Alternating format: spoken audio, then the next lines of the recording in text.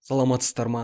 Бұл бейне сабақта Edmodo платформасында оқушыларға қалай тапсырма беруге болатыны туралы айтамыз. Алдымен браузерді ашып, адресная строкадан edmodo.com сайтына өтейік. Ары қарай войти батырмасын басып, өз логин мен парольдеріңізді жазыңыздар. Платформаға кіргеннен кейін классы разделінен управление классым деген батырманы басамыз. Бұл бөлімде сіз беретін сыныптардың тізімі шығады. Керек сыныпқа кірейік. Сыныптың парақшасы ашылғаннан кейін сол жақ шетте малые группы деген бөлімше болады. Бұл жерде осы сыныпта болатын барлық пәндер енгізілген. Қажетті пәнге кірейік. Мысалға қазақ әдебиеті пәні. Пәннің страницасына кіргеннен кейін оқушыларға тапсырма беруге кірісейік. Оң жақ шетте плюс батырмасын басып, создать задание деген батырманы басамыз. Бұл жақта бірінші жолақ ол сабақтың тақырыбы, ал екінші жолақ осы тақырыпқа арналған тапсырмалар мен нұсқаулықтар. Осы жолақтардың астында әртүрлі материалдарды қосуға арналған функциялар жиынтығы бар. Олар прикрепить файлы. Бұл жақтан оқушыларға Word документтерін, слайдтарды, кішігірім роликтерді, қажетті суреттерді және әртүрлі керекті материалдарды жүктеуге мүмкіндік береді. Екінші функция бұл добавить ссылку, яғни сілтеме қосу. Бұл функция арқылы бейнероликтерге немесе қажетті материалдарға сілтеме қалдыра аласыз. Енді бірінші сабағымызды жасап көрейік. Бірінші жолаққа сабақтың тақырыбын жазайық.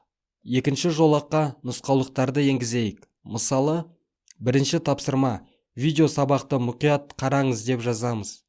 Ары қарай осы бірінші тапсырмамызға қажетті материалдарды қосайық. Бұл жақта мен YouTube'тан дайын видео сабақты тауып алдым.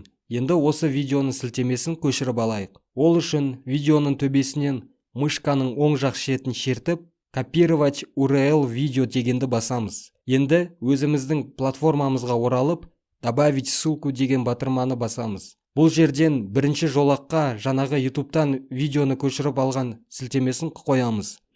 Сілтемені қойғаннан кейін екінші жолақтан видеоның аты өзі автоматты түрде шыға келеді. Енді прикрепить батырмасын басамыз.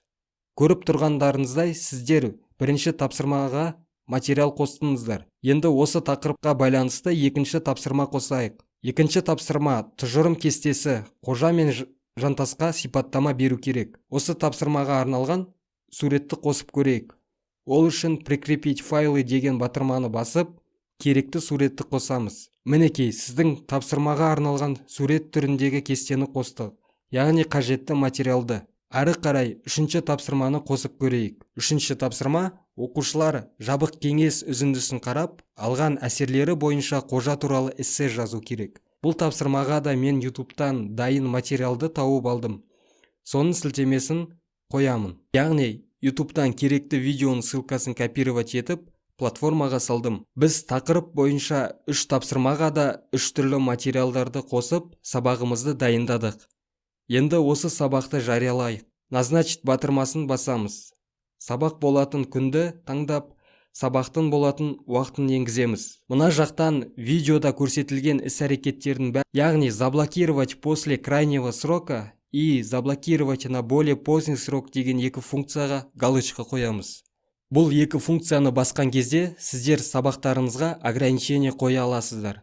Яғни біздің жағдайда ол 20 минутқа арналған сабақ жасадық. 20 минуттан кейін сіздің сабағыңыз жабылып, оқушылар уже тапсырмаларды жібере алмай қалады. Барлық іс-әрекеттерді жасап болғаннан кейін назначить кнопкасын басамыз. Осы кезде сіздің сабағыңыз сәтті жарияланады. Ол сабақ запланированные посты разделында тұрады. Яғни бұл дегеніміз оқушылар алдын ала сіздің сабақтарыңызды көре алмайды.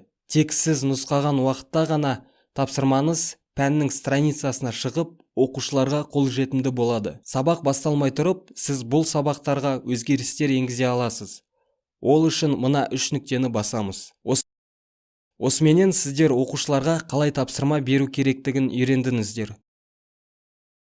Енді оқушылармен жұмыс жасап көрейік.